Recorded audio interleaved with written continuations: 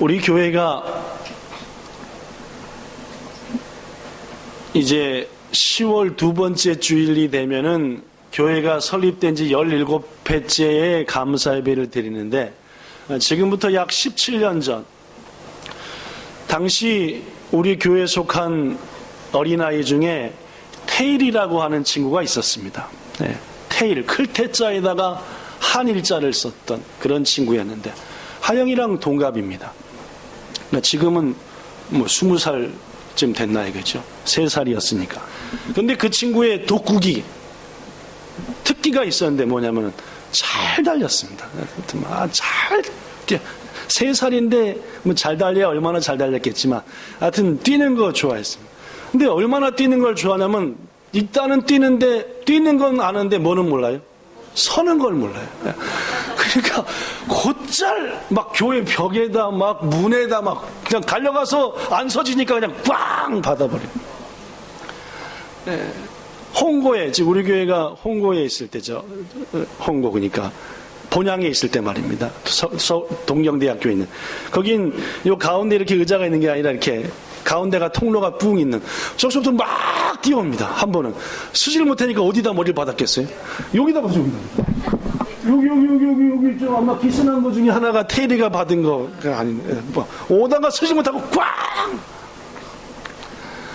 한 번은 그 어머니가 송은영이라고 하는 분이었는데, 아예 머리에다가 붕대를 철철 감고, 이렇게 와. 웬일인가 했더니, 집에 유치원에서 뛰어다니다가 벽에다 머리를 받아고 금이 갔대요. 머리에 금이 가서, 더 이상 받았다가는 머리가 쪼개지니까 못 받게 하려고 했던. 동현이가 크게 웃는 거 보니까 자기도 그런 경험이 있는 건지 아니면 웃겨서 웃는 건지.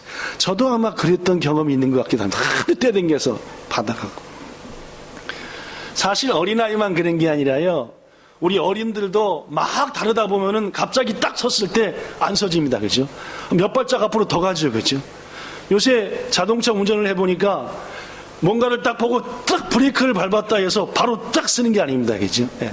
60km 정도 속도를 내고 밟으면은 제가 보고 딱 밟았을 때 50m가 안 됩니다. 야, 50m면 얼마나 많이 간지 알겠죠. 그죠? 저는 그냥 밟았다고 생각하지만 밟을 때까지가 0.3초 걸리고 또 밟아서 브레이크가 들을 때까지 해가지고 60km쯤 밟으면 50m쯤 간대요. 그러니까 과속하면 큰일 나는 겁니다. 이런 거를 조금 유식한 말로 과학적인 용어로 뭐라 그러더라요? 관성의 법칙이다.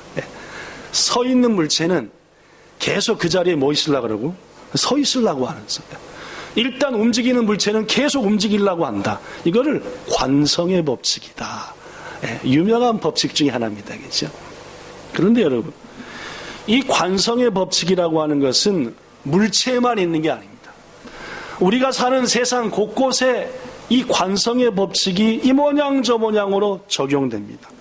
대표적인 예가 사람들의 생각입니다. 자꾸 생각을 이쪽으로만 하는 사람이 있습니다. 이쪽으로. 이쪽으로 하면 무슨 일이든지 생각이 어떻게 가냐? 이쪽으로 자꾸 한쪽으로 뭐 하네? 치우치게 되고 그쪽으로 가려고 하고 늘 한쪽으로만 생각하다 보니까 갑자기 그 생각을 바꾸면은 옛날에 가지고 있던 생각이 지금 내 판단에 영향을 자꾸 끼칩니다. 이렇게만 생각했었는데 야, 오늘은 한번 이렇게 생각해볼까 하고 생각했지만 자꾸 이 생각한 것이 건드려요. 자꾸. 그래서 지금 내 생각하는 방향, 내가 하고자 하는 방향을 방해한다 그 말이에요. 이른바 생각에도 관성의 법칙이 조금은 특별하지만 미친다라고 생각합니다.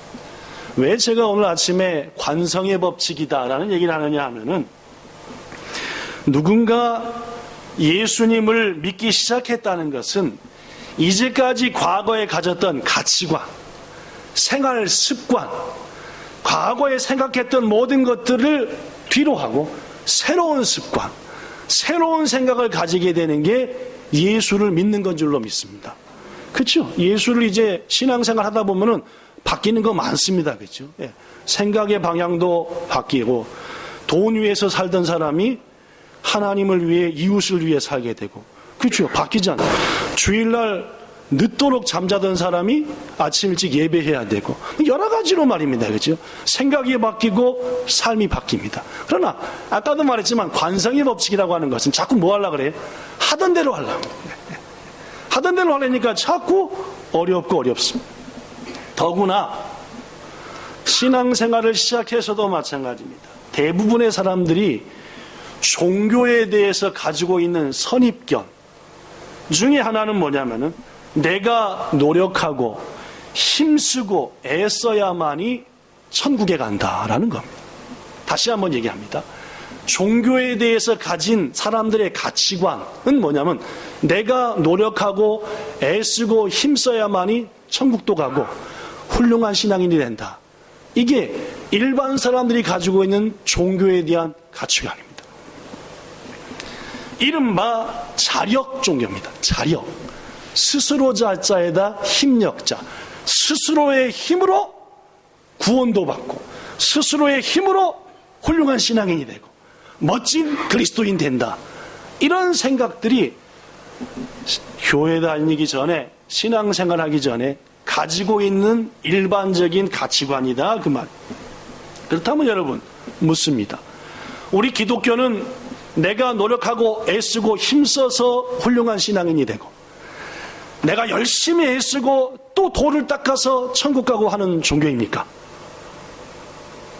대답을 못하는 분들이 계시고 전혀 성경과 어긋난 말도 안 되는 대답을 하시는 분도 계신데 성경 어디에 인간이 노력하고 힘쓰고 애써서 훌륭한 신앙인이 되고 성경 어디에 인간이 힘쓰고 애써서 천국 간다 그렇게 주장하는 순간 여러분과 저는 이미 성경과는 멀리 떨어진 돛 닦는 신앙생활을 하는 사람이 되고 만 것.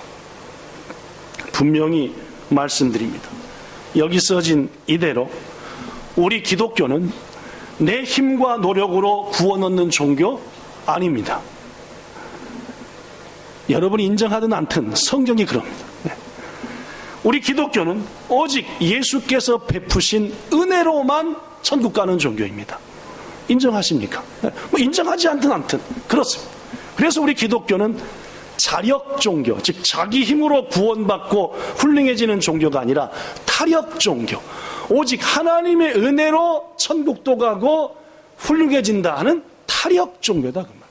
내 힘이 아닌 누구 힘이다? 주의 힘이다. 하나님이 하시는 일이다. 성령의 힘이다. 이게 기독교다 그 말이에요. 여러분, 사실 세상 거의 모든 종교들은 인간 스스로 돌을 닦아야 됩니다. 세상 거의 모든 종교는 인간 스스로 깨우쳐야 돼. 그래서 그 깨우침을 바탕으로 바르게 살기 시작해야 돼. 그리고 그 바르게 산 것이 점점 쌓아져서 스스로 드디어 어디에? 구원에 도달한다. 이게 세상이 말하는 종교입니다. 기독교가 그러냐 그 말이에요. 기독교는 절대로 그렇지 않습니다. 기독교는 정반대입니다. 여러분과 저가 천국 가는 것도 다 누가 합니까? 하나님이 하시는 일입니다. 대답을 시원찮게 하시는 거 보니까 이제까지 제가 여러분들한테 성경 말씀을 잘못 알킨 것 같습니다. 그렇죠? 맞아요, 목사님. 그렇게 말씀하셔야 됩니다, 여러분들. 기독교는요, 여러분과 저 힘으로 구원 얻는 게 아니라 전부 다 하나님이 하시는 종교입니다. 그게 성경의 가르침입니다. 기독교는요, 구원을 위해서 여러분과 저가 할 것은 하나도 없습니다. 이 대목에서 고민되죠. 목사님 쬐끔이 있는 거 아닙니까? 여러분과 제가 구원 얻기 위해서 목사님 우리가 구원 얻기 쬐끔 해야 되는 거죠. 예배도 드려야 되고. 아닙니다. 여러분과 제가 천국 가기 위해서 우리가 할 것은 아무것도 없습니다. 이게 하나님 우리에게 주시는 공짜의 은혜, 그저 받는 은혜, 그저 받는 구원이다. 과거 중세 교회와 달리 오늘날의 교회는 지금 제가 말씀드린 기독교 구원관에, 즉 인간은 구원에 대해서 할 게 아무것도 없다, 오직 은혜로 되는 거다라는 것을 많이 가르칩니다. 저는 오늘 지금 설교하면서 깜짝 놀고 있습니다. 왜냐하면 30% 정도의 성도들이 내가 노력해야 구원받는다고 생각하고 계시기 때문에 깜짝 놀랐어요. 아, 내가 무지하게 잘못했구나 우리 교회에서. 그렇지 않습니다, 여러분. 여러분과 제가 구원을 위해서 할 수 있는 것은 아무것도 없습니다. 오늘날 교회들은 이것들을 잘 가르치기 때문에 처음 예수님을 믿는 신앙인들이 그래, 천국 가는 거 예수의 은혜로 하는 거구나, 그분이 죽어서 내가 되는 거구나, 야 그렇구나 해서 맨 처음 신앙생활 할 때 예수님만 의지하는 신앙생활 합니다. 아, 신앙생활은 예수님만 의지하면 되는 거야, 내가 노력하고 힘쓰는 게 아니야, 그렇게 하는 거예요. 그런데 문제는 신앙생활 한 지 1년, 2년, 3년쯤 지나다 보니까 서서히 옛 생각이 돌아옵니다. 뭔 옛 생각입니까? 신앙은 내 힘으로 하는 거야, 내가 노력하고 애써야 되는 거야, 내가 힘써야 되는 거야 해서 은혜는 뒤로 하고 자기의 행위와 노력을 앞세우기 시작한다 그 말이에요. 여기서부터 문제입니다. 신앙은 은혜로 하는 것이고 하나님의 도움으로 하는 건데 서서히 내 힘으로 한다, 내 의지와 노력으로 말입니다. 그러니까 성령으로 시작했다가 육체로 마치는 겁니다.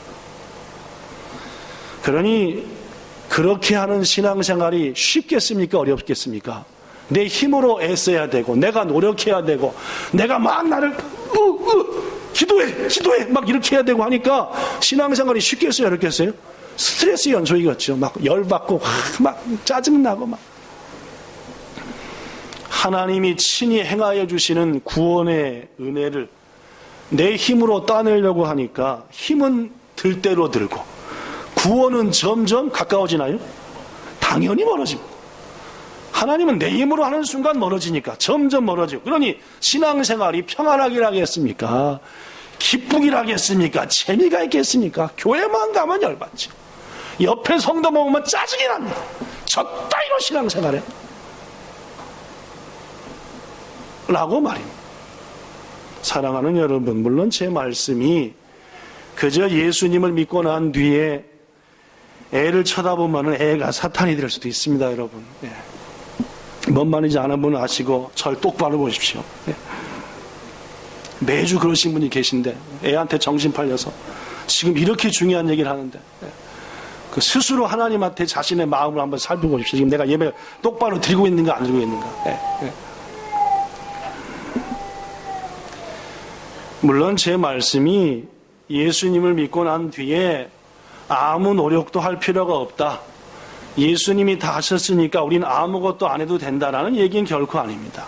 잘 들으십시오. 헷갈리는 부분이니까. 예수님 믿고 난 다음에 나름대로 거룩한 삶을 살기 위해서 마음 다해야 합니다. 하나님 말씀 성경 예수 믿고 읽으셔야 합니다. 기도도 하셔야 되고 봉사도 하셔야 하고 헌신도 하셔야 되고 무엇보다 예배 잘 들으셔야 됩니다. 손 내미셔야 돼요. 분명합니다. 묻습니다. 이런 것들이 여러분의 구원의 조건이 됩니까? 안 되는 거예요. 다시 한번, 예수 믿고 난 다음에 성경도 읽고 기도도 하고 봉사와 헌신도 해야 되지만 이것이 여러분이 구원받을 조건이 되냐 그 말입니다. 아니요. 조건 된다면 이제까지 말씀을 잘못 이해하신 겁니다. 여러분과 저가 하는 모든 신앙의 행위가 구원의 조건일 수는 없는 겁니다. 이미 우리는 구원 받은 겁니다. 오로지 예수님의 은혜로 구원 받은 거니까 우리의 행위가, 혹 우리의 신앙의 행위가 구원의 조건일 수는 없다는 말입니다. 오늘 본문 23절과 24절에 사도 바울을 통해 하나님이 이렇게 말합니다. 모든 사람이 죄를 범하였으며, 여기서 모든 사람은 다른 사람이 아닙니다. 여러분과 저지요. 하나님의 영광에 이르지 못하더니 절대로 우리는 하나님의 영광을 향해 못 갑니다. 구원 못 받아요. 그리스도 예수 안에 있는 속량으로 말미암아. 이 속량이 뭔지 압니까? 여러분과 저는 죄투성인 사람이에요. 지옥의 지옥불에 떨어질 자지만은 그걸 불쌍히 여기신 하나님께서 독생자 예수를 십자가에 처참히 죽이사 그 예수님이 죽인 피로 여러분과 죄가 씻긴 겁니다. 고로 여러분과 저가 천국 가는 것은 예수의 피, 곧 딱 한 개로 가는 거지 다른 어떤 것으로 가는 게 아닙니다. 고로 예수 안에 있는 그 속량으로 말미암아 하나님의 은혜로 값없이, 즉 여러분과 저는 아무것도 지불 안 하고 공짜로 의롭다 하심을 얻은 자가 되었다. 하나님 안에서 의롭다함을 얻었으니까 의로운 자들, 하나님 안에서 의로운 자들이 모이는 천국 갈 자격과 자녀의 자격을 얻었다는 말입니다. 그렇습니다, 여러분. 우리들이 각자의 죄를 용서받고 하나님의 자녀가 될 수 있는 100%는 예수님의 은혜 때문입니다. 0.1%도 여러분과 저의 힘이 가미된 게 아닙니다. 다시 우리의 행위와 우리의 구원과는 전혀 상관없습니다. 이걸 인정하셔야 됩니다. 나의 행위와 구원은 전혀 상관없다 라는 말입니다. 오직 예수께서 여러분과 저의 죄를 대신 지고 십자가에 죽었기 때문에 구원받는 거지, 여러분과 제가 애썼기 때문에 구원받은 것은 절대 아닙니다. 윌버 체프만이라는 유명한 선교사, 목회자, 신학박사 계십니다. 이분이 대학교 다닐 때 신앙생활은 행과 같은데 지금 당장 죽으면 천국 갈 확신이 없는 거예요. 이걸 뭐가 없다고 말합니까? 구원의 확신이 없다. 우리 교회 성도들 중에서도 그런 분이 계실지 모르겠습니다. 예수는 믿는데 내가 과연 천국 갈까? 천국은 있는가? 의심되는 분들 말입니다. 이 체프만도 그랬습니다. 그런데 어느 날 가까운 예배당에 유명한 D.L. 무디라고 하는 미국의 최고 유명한 설교가 중에 한 분입니다. 이 무디 목사님이 와서 설교를 하신다. 그날 제목이 구원이었습니다. 이야, 체프만이 이 소식을 듣는 순간 우와, 너무너무 기뻤습니다. 소경 바디메오가 자기 마을에 예수님이 오셨다는 소식을 들을 정도로 체프만이 기뻐가지고 일찍부터 준비해서 그 교회 가장 앞자리 가서 딱 앉아서 무디 목사님의 말씀을 듣고 오늘 내가 뭔 문제를 해결해야 되겠다? 구원의 확신을 가져야 되겠다. 예배가 끝났습니다. 드디어. 가졌을까요? 못 가졌습니다. 언젠가 한번 소개했지만 예배를 들을수록 열만 받지 구원의 확신은 없는 거예요. 막 짜증만 나요. 설교는 훌륭한 것 같은데 천국 갈 확신도 없고 예수님이 계신지도 헷갈리고 막 너무너무 믿기는 믿는데 말입니다. 그래서 예배 후에 남자가 칼을 뺐으니 뭐라도 자르자 해가지고 누굴 찾아갔겠습니까? 네, 무디 목사님을 찾아갔습니다. 이렇게 말했습니다. 무디 목사님, 전 아직도 분명한 구원의 확신이 없습니다. 절 좀 도와주십시오. 답답해 미치겠습니다. 교회는 다니고 예수는 믿는 것 같은데 확신이 없으니 말입니다. 그래서 체프만을 향해서 목사님이 묻습니다. 자네 예수 그리스도를 믿는가? 뭐라고 대답했을까요? 네, 믿습니다. 그랬더니 목사님 말하기를 그러면은 뭐가 문제인가? 그랬더니 체프만이 말합니다. 시작. 믿기는 믿는데 아직 분명한 구원의 확신이 없습니다. 믿기는 믿는데 확신이 없다. 자, 그렇다면 자네 요한복음 5장 24절을 펴서 읽어보게. 자, 빨리 읽어봐. 무디 목사님이 재촉하니까 후다닥 펴가지고 요한복음 5장 24절 요것을 딱 읽었습니다. 자, 체프만처럼 읽어볼까요? 한글로 하죠. 영어로 말고, 그죠? 자, 한글로 시작. 내가 진실로 진실로 너에게 이르노니 내 말을 듣고 또 나 보내신 이를 믿는 자는 영생을 얻었고 심판에 이르지 아니하나니 사망에서 생명으로 옮겼느니라. 즉 예수께서 말하기를 나의 하나님의 말씀 내 말을 너희가 듣고 또 나를 보낸 이를 믿는다 하면은 그는 영생을 얻었고 절대 심판 안 가고 영생이 되었다. 그래서 한 다음에 체프만한테 물었습니다. 자, 이 말씀 읽었는데 믿는가 했더니 예, 믿습니다. 이 말씀대로 된 걸 믿습니다 하고 해서 그래서 다시 말하면 자네 영생 얻었는가 했더니 글쎄요. 무디 목사님이 그렇다면 다시 한번 금방 읽었던 요한복음 5장 24절 읽어보게. 또 읽었습니다. 내가 진실로 진실로 너에게 이르노니 내 말을 믿는 듣고 또 나를 보내신 이를 믿는 자 영생. 자, 무디 목사님이 다시 말합니다. 이 말씀 믿는가? 예, 믿습니다. 구원 받았는가?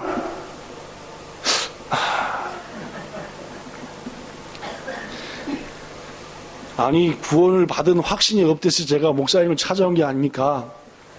그랬더니 무디 목사님이 체프만을 향해서 소리를 질렀습니다. 자네가 뭔데 하나님을 무시하는가? 하나님께서 성경을 통해서 믿는 자는 영생을 얻었다 했으면 된 것이지.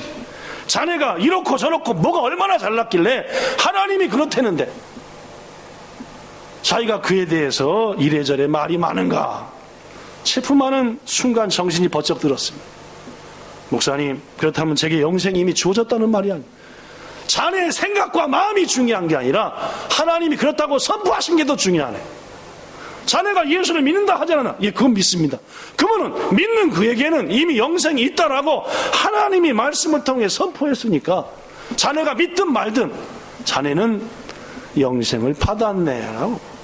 결국 체프만은 크게 깨우쳤고 신학교에 가서 목사가 되었으며 무디 목사님이 은퇴한 교회의 담임 목사가 되었고 그 훗날 신학을 연구해서 많은 사람에게 쉽게 가르치는, 그리고 선교사가 되어서 세계 곳곳에 복음을 전한 사람이 되었다라고. 윌버 체프만이라고 하는 유명한 분.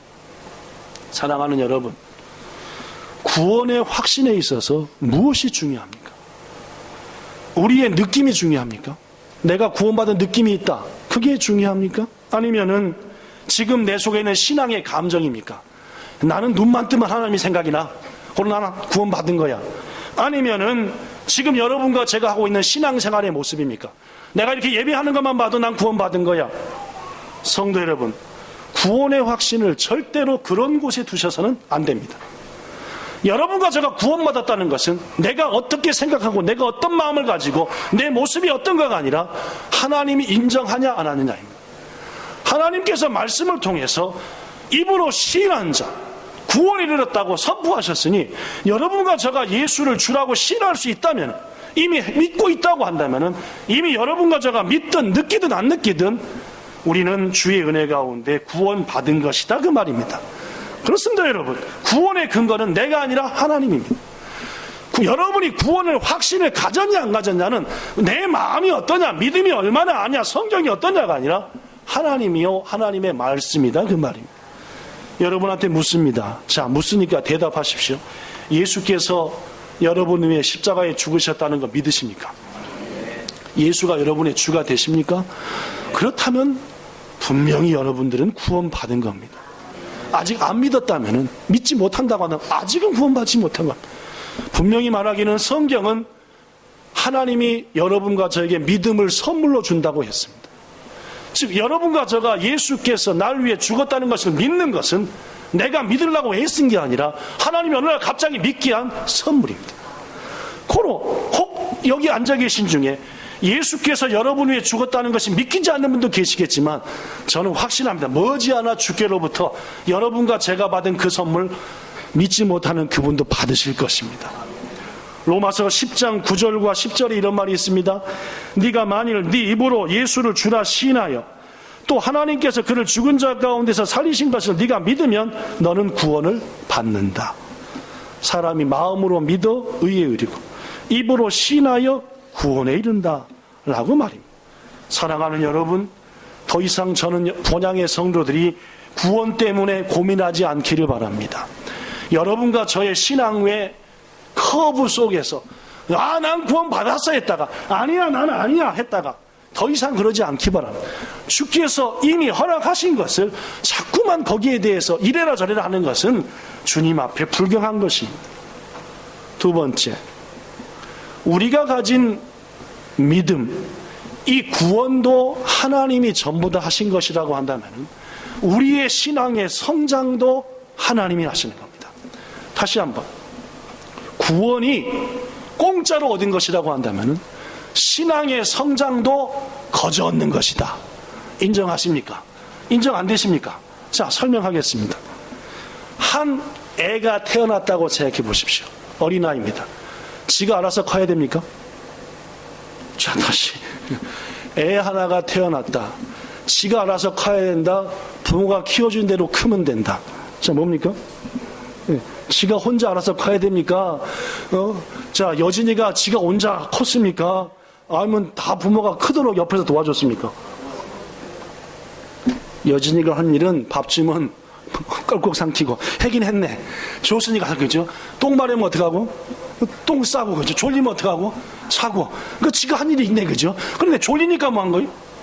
줬으니까 뭐 한 거죠? 안 줬으면 뭐 합니까? 절대 안 먹습니다. 여러분, 낳은 지 1시간 내내 안 줘봐요. 먹습니까?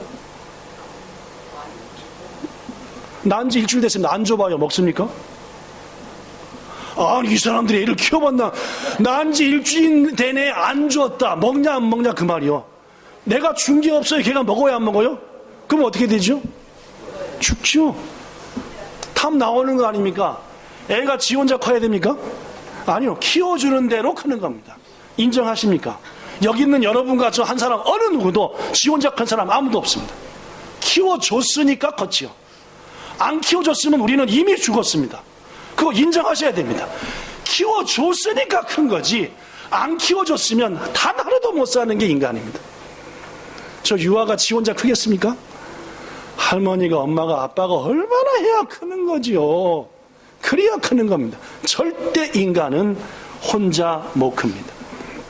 물론 주면 씹웃기도 해야 되고 졸리면 자기도 해야 되지만은 졸리니까 잔 거지 지가 자서 졸려진 게 아닙니다. 그죠? 주니까 먹은 거지 지 혼자 절대 혼자 먹은 게 아닙니다. 공기가 있으니까 숨 쉬어지는 거지 지 혼자 숨 쉰 게 아니다 그 말이에요. 아이는 부모가 시키는 대로 순종하고 부모가 주면 뭐 주는 대로 먹고 가르치면 가르친 대로 인도하고 그러면서 아름답게 성장합니다. 여러분 5살짜리 애한테 앞으로는 네가 혼자 먹고 살아 식단 짜 하면 식단이 뭐가 나오겠습니까? 오늘은 피자, 내일은 햄버거, 모레는 초코파이, 글피는 치킨 이렇게 하겠죠. 그러면 걔가 제대로 성장하겠습니까? 성장관리 만무하죠. 식단을 짜봤자 그렇습니다. 성도 여러분 똑같습니다.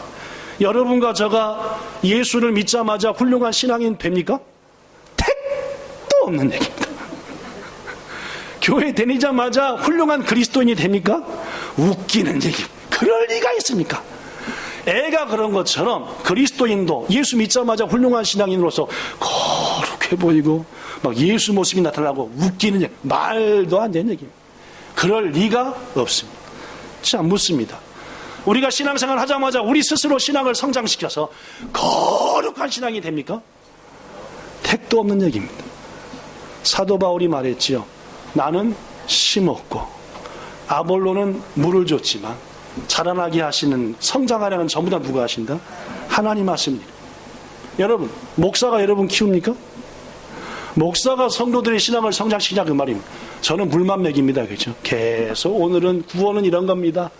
그럼 잘하는 건 여러분 스스로 잘하십니까? 웃기는 얘기입니다. 어떻게 해요? 하나님이 여러분 거 느끼든 못하든 믿음을 조금씩 뭐하게 한다? 잘하게 한다는 말입니다. 고로 사도 바울은 고린도 교회 성도들한테 나나 아볼로나 게바나 전부 다 아무것도 아니다. 너희들을 잘하게 해서 신앙인 되게 하는 거 끝내 구원받게 하는 거 전부 다 누가 하신다? 고린도전서 3장 6절 이하의 말씀입니다. 성도 여러분, 기독교에서는 점점 예수를 닮아가는 걸 성화라고 합니다.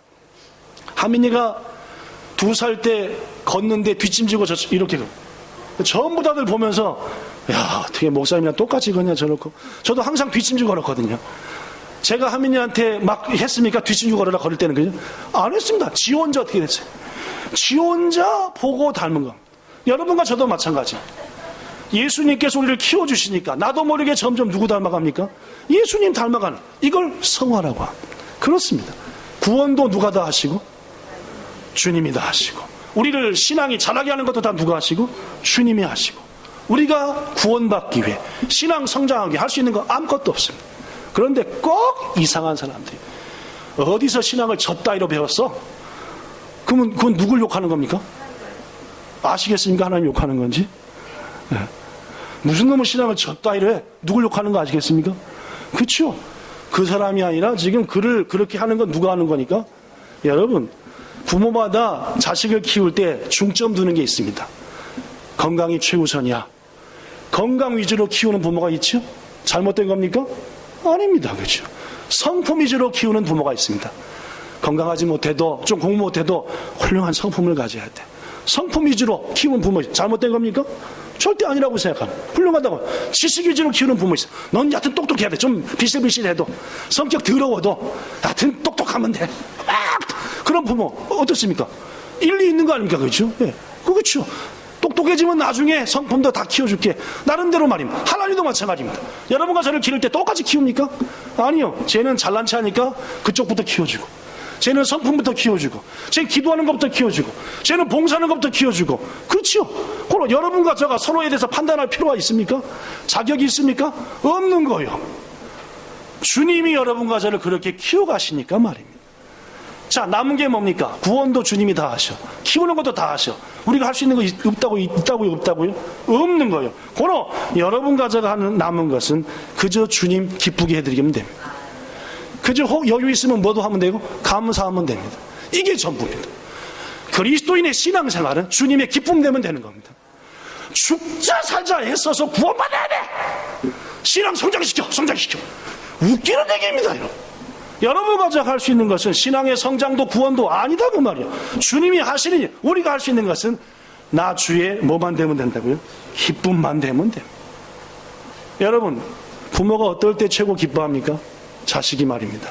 부모의 말에 순종할 때만. 10가지를 제가 제시한다. 하민이한테 오락은 하루에 2시간 이상 한대. 공부는 무조건 1시간에 10시 전엔 귀가해야 돼. 합니다.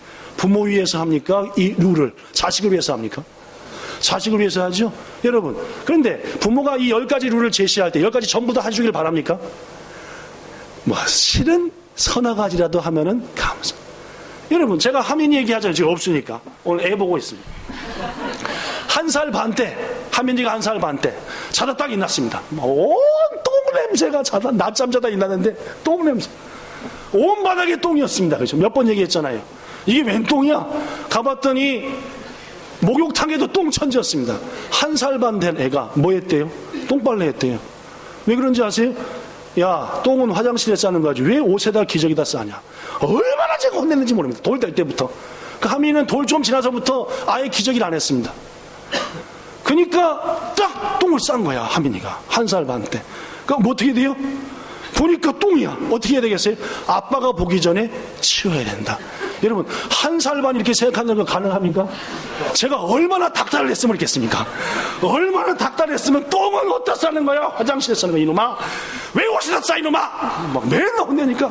그러니까 똥빨 들켜본. 자, 제가 아들을 혼냈겠습니까? 못 냈겠습니까? 못 혼냈죠. 왜요?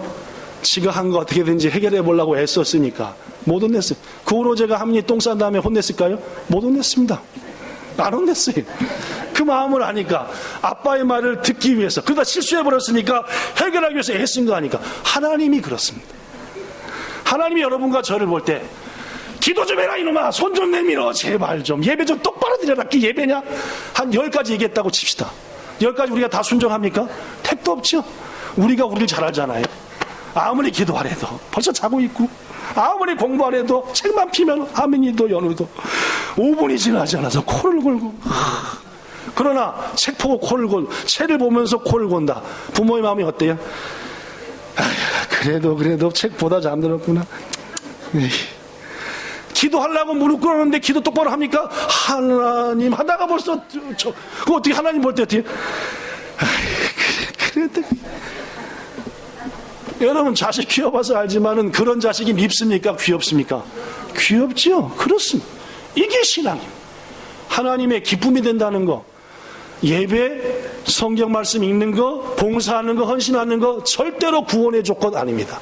다만 뭐는 됩니까? 하나님의 기쁨이 된다니까요. 그게 뭘 들으셨습니까? 여러분이 하는 모든 신앙의 행위가 구원에는 이만큼도 보탬이 안 되지만 뭐에는 보탬이 된다고요? 하나님께 뭐가 된다고요? 기쁨이 된다. 이게 신앙생활입니다. 말씀을 끝냅니다. 사랑하는 여러분, 우리는 하나님의 은혜에 손붙들린 놀라운 존재들입니다. 우리는 더 이상 구원에 대해서, 우리의 삶에 대해서 걱정할 필요가 없는 자들입니다. 왜? 하나님이 책임지시니까요. 사도 바울은 이 사실을 빌립보 성도들에게 이렇게 말했습니다. 너희 안에 착한 일을 시작하신 이가 성령께서 하셨습니다. 구원을 주시고 예수 닮게 하시고 그리스도 예수의 날까지, 너희가 예수를 만나는 그날까지 이루실 줄을 뭐한다? 확신한다. 우리 때문에 우리가 성장하는 게 아닙니다. 성령께서, 하나님께서 이미 믿음 주사 자라게 하니까 우리가 성장한, 그걸 바울은 믿고 하나님이 너희들을 훌륭한 신앙인으로 구원받을 자로 만드실 것을 내가 믿는다. 성도 여러분, 우리는 점점 훌륭한 그리스도인이 될 것입니다. 왜냐? 예수께서 그렇게 해주고 계시니까요. 여러분, 머지않아 천국에서 하나님을 뵐 겁니다. 왜냐? 예수께서 친히 자기를 죽여 여러분 가져가 어떤 거 아무것도 안 해도 천국 가도록 해 주셨으니까요 말입니다. 이제 우리에게 남은 것은 딱 한 가지라 했습니다. 이 복들을 누리며 주님 기쁘시게 하는 거. 여유 있으면 그분께 뭐 하는 거? 감사하는 거. 뭐 하면 된다고요? 이제까지 얘기했던 것들입니다. 성경 읽으시고 기도도 해보시고 말씀대로 살라고 애도 써보시고 손도 내모시고 얼마나 주님이 기뻐하시겠습니까? 이번 한 주간도 주신 복 누리시며 주의 기쁨 되는 여러분과 저가 되기를 예수님 이름으로 축복합니다. 기도하겠습니다. 좋으신 하나님, 신앙생활 내 힘으로 하면은 그것은 지옥 같은 생활입니다.